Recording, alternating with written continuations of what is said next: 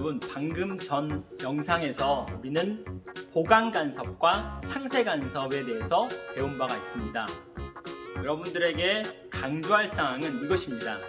보강 간섭이 일어날 때 빛이든 물결이든 소리든 음파든 과연 어떻게 되느냐? 더 밝아지고 더 크게 진폭이 증가한 물결이 되고 소리는 더욱더 볼륨이 커질 것이다 라는 것과 상세 간섭이 일어나 버리면 진폭이 확 감소해 버려서 소리는 작아지고 빛은 어두워지고 음파는 작아지고 물결의 높이도 낮아진다 라는 것입니다. 그러면 선생님이 그림을 그려볼 테니까 꼭 물결파라고 전제를 하지 말고 빛이 될 수도 있고 소리가 될 수도 있다는 것을 열어놓고 기억하기 바랍니다. 만약에 여기가 물이 이렇게 있는 수조가 있다고 칩시다. 물이 고여있는 수조가 있어요. 수조. 관련된 실험은 선생님이 여러분 단톡방에다가 영상을 올려주면 이게 물결통 실험장치야 라고 보면 될 거예요. 물을 넣어놓은 수조를 위에서 바라본 그림입니다. 그리고 나서 두 개의 진동자를 연결을 해놓고서 모터를 이용해서 계속 물을 쳐주는 거예요. 물을 쳐주는데 공이 물을 쳐주는 겁니다. 공이. 그러면 과연 하나의 공에서 만들어지는 물결파를 그림으로 그려볼 테니까 한번 봐보세요. 이런 식으로 동심원 모양으로 물결파가 일지 않을까요? 그리고 이 동심원 모양의 물결파의 파면은 바로 마루에 해당됩니다. 마루. 그러면 마루가 있으면 그 마루와 마루 사이에 이곳에는 뭐가 있겠습니까? 그렇죠. 골이 있겠죠. 골이 있을 것이고 또 마루와 마루 사이에 또 역시 골이 있을 겁니다. 여기도 시작되는 이 지점을 마루라고 바라보고 그 다음 마루가 있으면 여기도 골이 있겠죠. 이랬을 때 파동이 퍼져나가는 공간이 쫙 나갈 텐데 이때 이 그림을 보고서 여러분들은 뭘 상상하냐면 마루와 골이기 때문에 이렇게 그림을 그릴 수 있어야 되는 거예요. 마루, 골, 마루, 골, 마루, 골, 마루 이런 식으로. 물론 진행하면서 진폭이 조금씩 작아지겠죠. 왜냐면 에너지가 분산되니까. 근데 그건 둘째 치고 파면과 파면 사이에 골이 있다는 것을 보고서 마루, 골, 마루, 골, 마루, 골로 이런 식의 그림을 상상할 수 있으면 되겠습니다. 이제 칠판을 지우고 다시 그림을 그릴게요. 어떤 식으로 그릴 건지 일단은 포인트를 잘 잡아보세요. 한 점에서 파동이 발생한다. 물결파가 일어난다. 이때 실선과 점선으로 파면을 표현하게 되면 보통은 약속할 때 실선을 마루라고 한다. 그리고 빨간색의 이 점선을 뭘로 본다? 골이라고 본다. 그리고 파동을 한 가닥만 그린다면 마루, 골, 마루, 골, 마루, 골, 마루, 골 이렇게 그릴 수가 있다. 수백, 수천 가닥을 그릴 수 없으니까 우리는 파면이라는 방식으로 그림을 그린다 라고 생각하면 되겠습니다. 이제 칠판을 지우고 제대로 한번 그려볼게요. 파1 S1으로부터 파동이 만들어집니다. 마루, 그 다음 마루, 그 다음 마루, 그 다음 마루. 이거 조금 잘못했네요.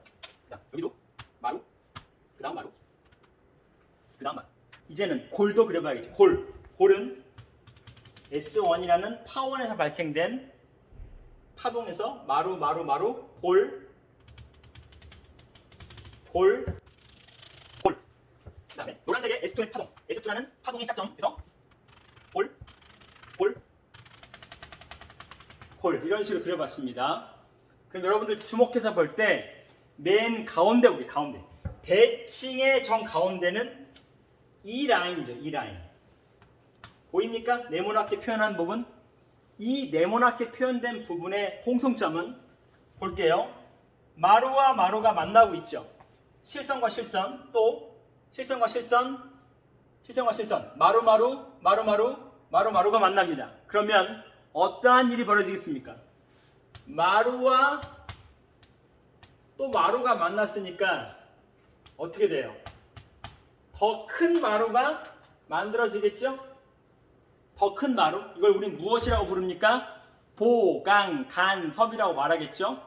그러면 물결파가 일어나는 두 파원으로부터 규칙적으로 파동을 똑같이 만들었을 때 가운데 이 라인에서 마루와 마루가 교차되는 이 지점들은 모두 다 무슨 간섭? 보강간섭이 일어나겠죠. 보강간섭 뿐만 아니라 점선과 점선이 교차되는 지점들, 여기 봐보세요.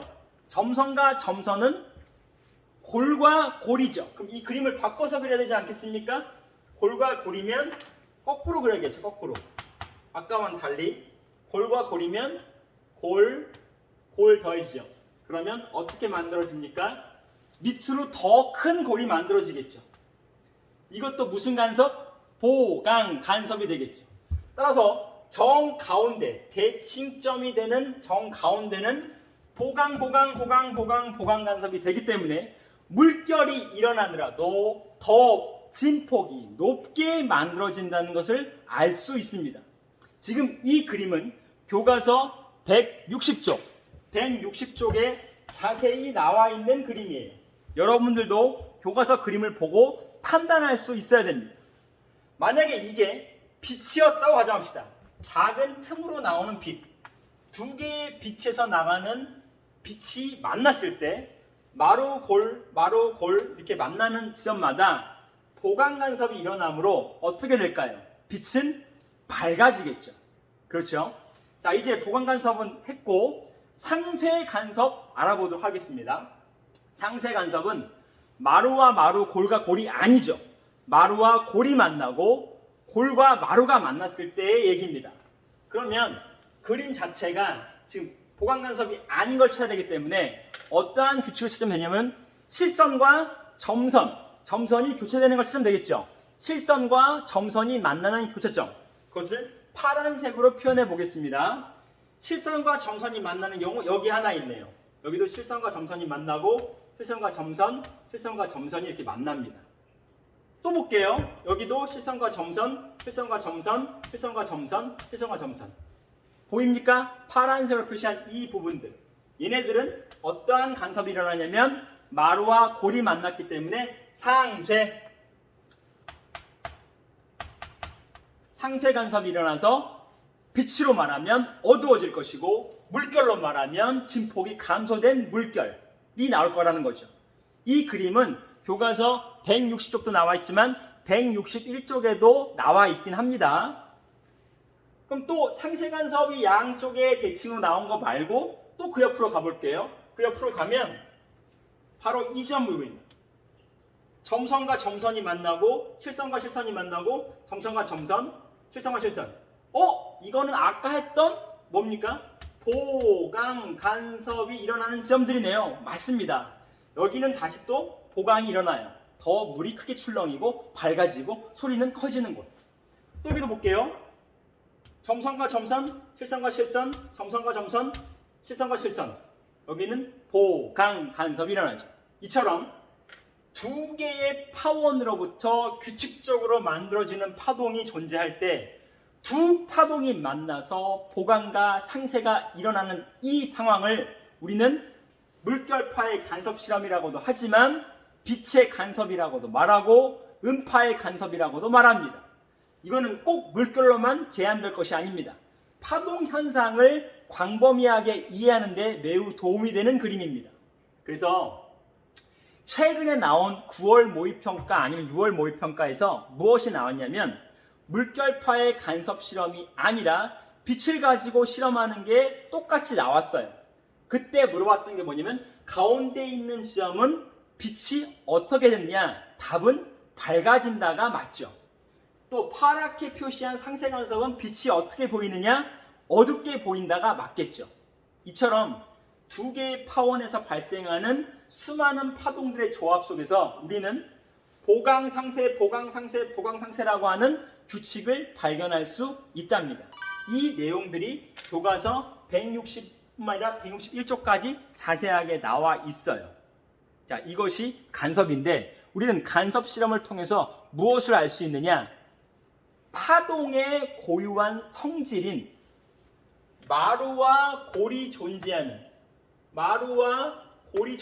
파동의 고유한 성질과 특징에서 서로 다른 두 개의 파동이 만났을 때 과연 어떻게 될 것이냐라는 것을 알 수 있으므로 간섭이라는 것은 파동의 성질을 띠는 매우 중요하고 강력한 실험적 사실이라는 거죠. 따라서 뒷부분에 앞으로 배우지는 않지만 뒤의 범위에서 어떠한 실험 결과가 간섭 실험의 결과와 똑같이 나왔다면 그것은 파동의 성질을 나타내는 고유한 실험이구나라는 것을 알려준다는 것이죠. 그것이 어떠한 재료로 실험했는지 간에 떠나서 알겠습니까? 그게 앞으로 우리가 배울 물질파라고 하는 느브로이파에서 배울 내용입니다. 다음 시간에는 간섭의 예시에 대해서 해야 되는데 간섭의 예시는 여러분이 등교하면은 그때 시뮬레이션 보면서 설명을 따로 하도록 할게요.